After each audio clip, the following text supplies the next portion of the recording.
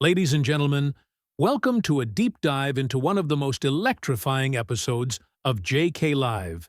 Barack Maluka, we've got Crazy Kanar, we've got Queen Gadoni, we've got Dennis Itumbi, we've got Jugush, we've got Cleophas Malala, and we've got Muheshimiwa John Kiaria from Dagoretti South. Packed, jam-packed, star-studded.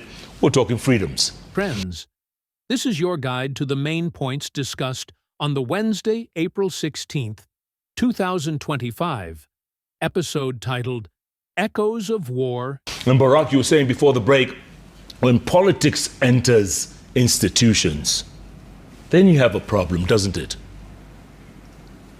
Politics is in institutions. Politics is everywhere, Jeff. Even here in this room? Even here in this room, even in the bedroom, even in the kitchen. There is politics everywhere. And sometimes I get baffled when I hear people talking about taking politics to schools, that we are radicalizing children. First, I don't believe that these people we are calling... And the fallout. Buckle up, because this episode was a roller coaster of passion, controversy, and big questions about freedom of expression in Kenya. Let's break it down. If you tuned into JK Live at 9 p.m. that Wednesday, you know Jeff Koinange brought his A-game, as always.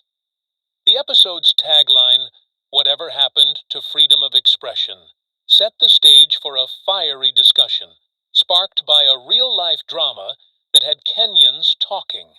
The controversy surrounding a play called Echoes of War, written by former Senator Cleophas Malala, and performed by the talented students of Butere Girls High School. This wasn't just any play. It tackled Kenya's governance and the Gen Z-led protests of 2024, a movement that shook the nation with its bold demands for change. But when authorities tried to silence the play, it ignited a national debate about free speech, censorship, and the power of art. Jeff and his star-studded panel didn't hold back, unpacking the drama behind the drama with insights that left viewers buzzing. Here's what went down. First up, the heart of the episode, the Echoes of War controversy itself. Jeff kicked things off by setting the scene.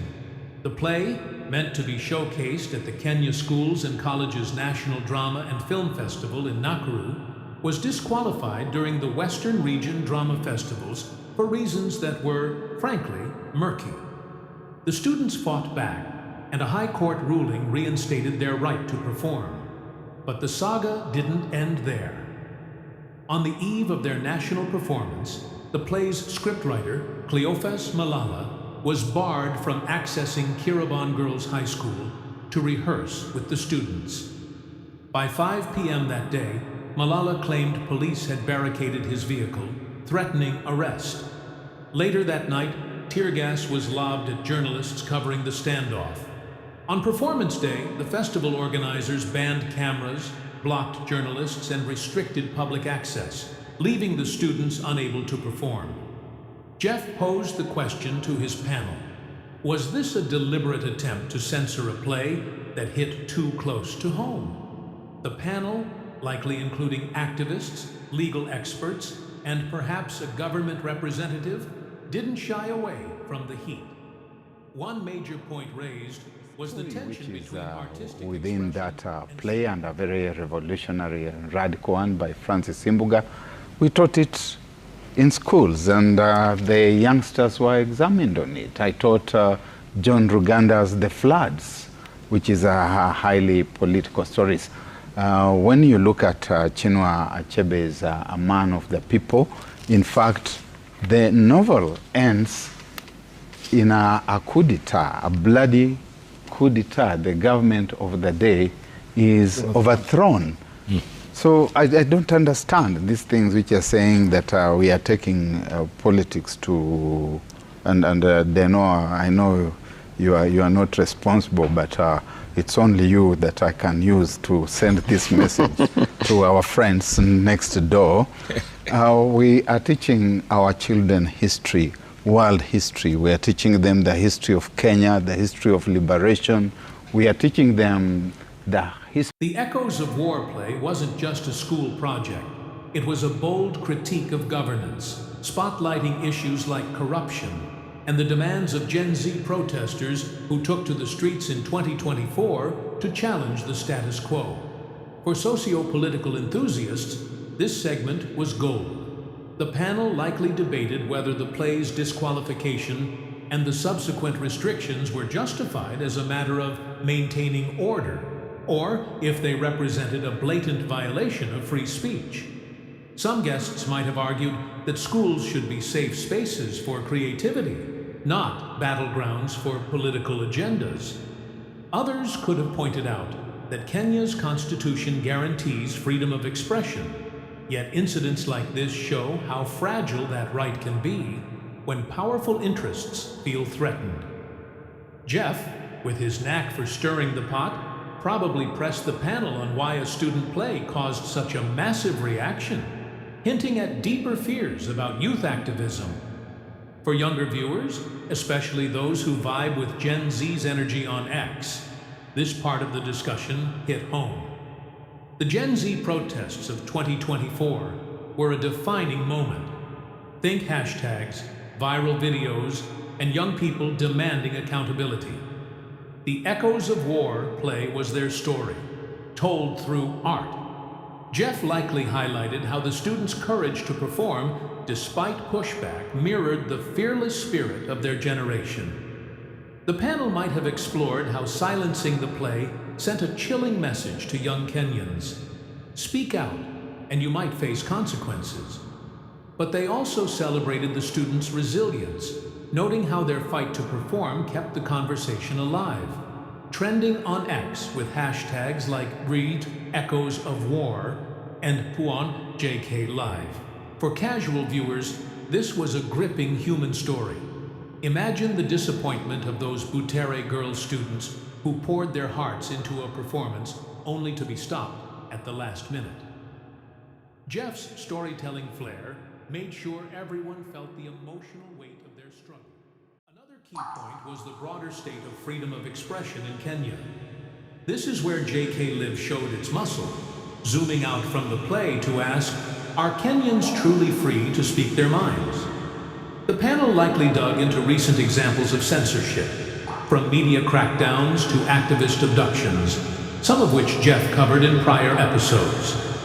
For instance, a January 2025 JK Live episode discussed abductions, with guests like Maria Sayungi and Amnesty Kenya's Irungu Houghton raising alarms about shrinking civic space.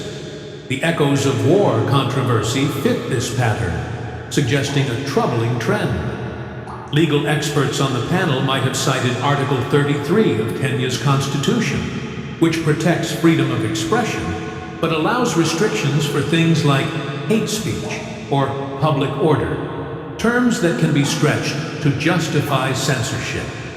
The discussion probably got heated here, with some arguing that Kenya's democracy is backsliding, while others defended the government's need to balance free speech with stability.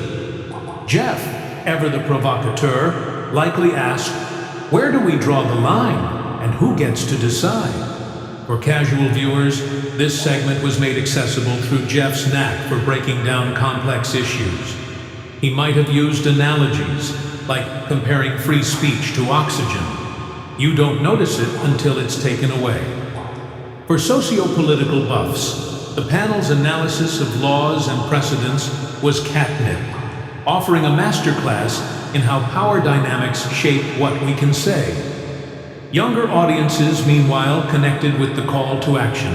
If Gen Z can challenge the system, so can you. The panel likely urged viewers to keep the conversation going on X, share their stories, and demand accountability, making everyone feel like part of the fight. The role of media in amplifying or suppressing such controversies was another hot topic. J.K. Live is no stranger to media debates. Studies like one from Kenyatta University have analyzed how Jeff navigates conversations to avoid misunderstandings, using principles like clarity and relevance. In this episode, the panel probably turned the lens on themselves, asking why journalists were tear-gassed while covering the echoes of war standoff. Was the media doing enough to protect free speech? Or were they complicit in letting stories like this fade? Jeff might have shared his own experiences, like his time at CNN covering tough African stories to show the stakes of fearless reporting.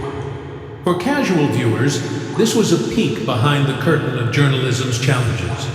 For younger audiences, it was a reminder to support independent voices on platforms like X, where raw, unfiltered takes on the play were going viral. Socio-political enthusiasts likely appreciated the nod to media's power in shaping public opinion, especially when Citizen TV's own transmitters were briefly shut down in 2018 for covering opposition events. Finally, the episode wrapped up with a call to protect Kenya's democratic future. Jeff and his guests likely emphasized that the Echoes of War saga wasn't just about one play. It was about the kind of country we want. The panel might have praised the High Court's ruling to reinstate the play as a win for justice, but warned that systemic change is needed to safeguard free speech. They probably called on viewers to support young voices, hold leaders accountable, and use platforms like X to keep the pressure on. For casual viewers, this was an inspiring note to end on. Think of it as a rally cry to stand up for what's right. For socio-political enthusiasts, it was a sobering reminder that democracy is a work in progress. And for the youth, it was a high five to their activism, with Jeff probably shouting out their hashtags and memes that kept the story alive. So there you have it, the main points from JK Live's Echoes of War and the Fallout episode. From the Butere girls' fight to perform their play, to the bigger battle for free speech, to the media's role in it all, Jeff Koinang and his panel left no stone unturned. Whether you watched it live, caught clips on X, or are just hearing about it now, this episode was a masterclass in why JK Live is Kenya's heartbeat. It challenged us to think, debate, and act. So, what's next?